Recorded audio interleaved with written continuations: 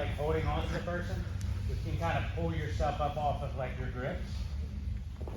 But even if you get the sweep and you're not able to follow and it allows you to get back to your feet, there's, you know, some benefit from that. Let's say you're on the bottom and you just want to not be on the bottom anymore. If you can kick somebody over your head, it gives you a chance to get back to your feet. Okay, so maybe you want to get back to your feet so you can, you know, use your wrestling or your takedowns to get to the top, or just to separate yourself from the situation. Okay? So, Justin, can I borrow you? The particular sweep we're going to do today with the overhead version is going to be from collar sleeve guard. Typical collar sleeve guard is cross collar grip.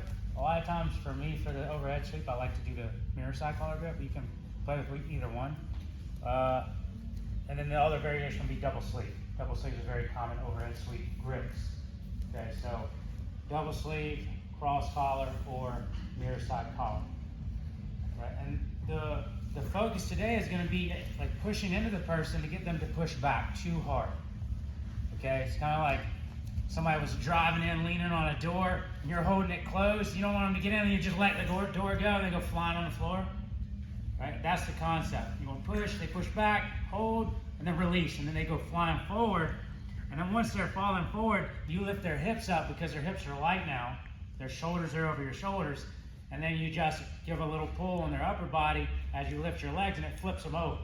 Okay, that's the concept. Keep thinking about that, visualize that in your head, and make sure that you're getting them hovering above you before you start to really extend your legs and kicking their hips over their shoulders. Okay.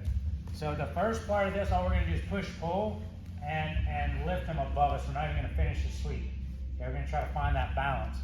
If you're on top, guys, do your best not to like panic and just start like flailing around, because it's going to be hard for the person that holds you above them. Worst case, right, just like when you get above, if you get a little too far forward, they can let go of the grips, and you just put your hands down, put your feet down, all right? And it's not like you're going to fall on your face. So we're going to get in this kind of De La Riva style position. You can go both feet on the hips or one on the outside. I'm going to take a sleeve grip and a collar grip here. Okay? Again, if you want to practice with both feet on the hips, that might be helpful. You give it a little push. They push back. Okay? I'm pushing, push back hard. See, I'm pushing him, he's pushing back. And then what I'm going to do is like pull his collar and bring my knees in and lift, just like this. So at first you may want to try it with both feet. And that's where we're going to finish right now. So again, I'm pushing in and then bringing my knees in when I feel that counter pressure, but also don't forget to pull the shoulders over you. Sometimes what happens is people pull the collar down and push their leg, and that's not the position you want the person in above you. They're never going to come above you. You got to bring your knees in and lift, kind of like we did when we were doing the shoulder roll, right? When we were on our back, it's that same motion. If I did this and tried to do a shoulder roll, it's going to be really hard. Push, and then bring my knees in and kick, and that's what puts me on my knees. And essentially when I landed on my knees, like we did when we were practicing our shoulder roll, that's mount. You guys understand? So we're just tracking the person. We don't need to finish right now. So first part would just be grab the collar, grab the sleeves. Okay, little push. They drop back in, pull, and lift. Back. Okay, I push, he pushes back in, I pull the collar, and just lift like this. Then, if you can take this leg to the outside like a De La Riva, you can do the same thing. Push, pull, lift. Okay, that's going to be just a little harder. And then we'll talk about finishing the sweep once everybody has that part down. If you haven't done this before, don't pick somebody who's like 50 pounds heavier than you to practice it with. Okay? When we do our forward shoulder rolls, it looks kind of like this. Like my hand goes down, I reach between my legs, and I roll. Okay? So, you know, you guys can do like roll and break fall, however you want to do it, but you have a free hand here. Okay? In this situation, you have a free hand. So just going to forward roll over the top, and I'm not going to follow. Okay? There's a standing version of this sweep called Tomoe-nage. Right? So this is the ground version of Tomoe-nage. Right? So again, we can practice with 2 feet first. Right? He's driving in, trying to pass my guard. I'm pushing him away. He's driving in. I accept him, and I lift. Put your hand up. Go. Okay. I lift and tuck your chin, and he just rolls. Just that. Right there. You have a free hand. Put it down, tuck your chin, and roll. Okay. 2 feet on the hips. sleeve grip, collar grip, little push, he pushes back, bring my knees in, lift, okay, and just let him roll out. That's it. I'm not kicking him, like making him do a big flip and practice his break fall. I'm more just giving him a little push and letting him, his hips get higher than his shoulders and letting him roll out. Okay.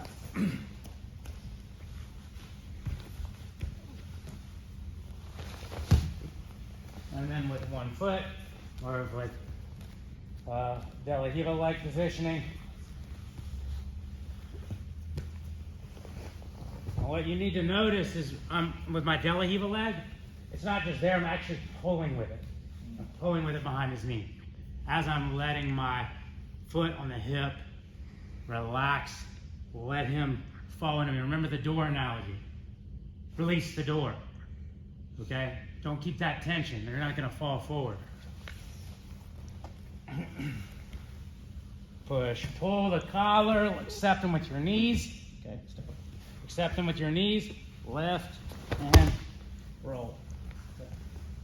Questions, guys? Neck position. Whose? Theirs? Their neck position? Just tuck your chin. Yeah, just tuck the chin. Yeah, you, guys, this is a forward shoulder roll, so your head shouldn't touch the floor at all. Just tuck your chin. Just looks like this. Look.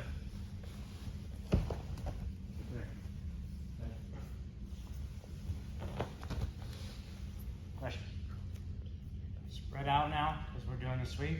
Try to sweep towards the perimeter if you can. Nobody lands on each other. 1, 2. 5 ain't anything. I'm just going with Ryan. Okay?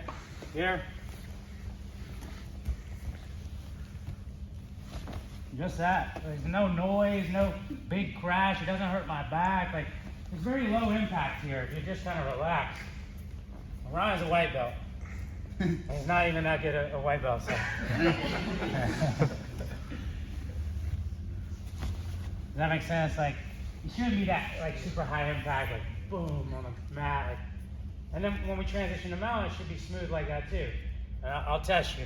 We'll see how good of a white belt he is. Go to mount this time. I don't know. I'm a little concerned. I'm not gonna lie. There's a lot of trust here, blind trust, but.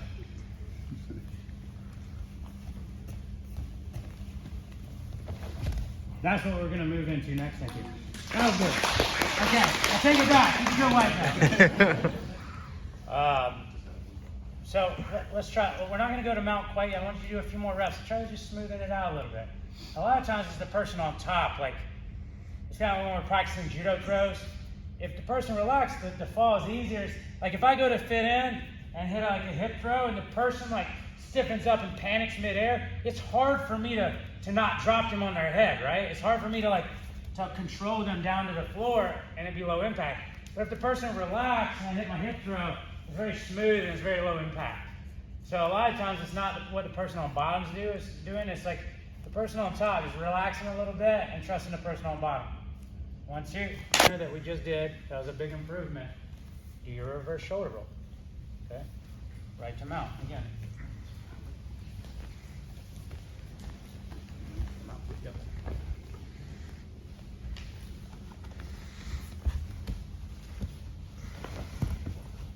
Just that. Okay, thank you. Start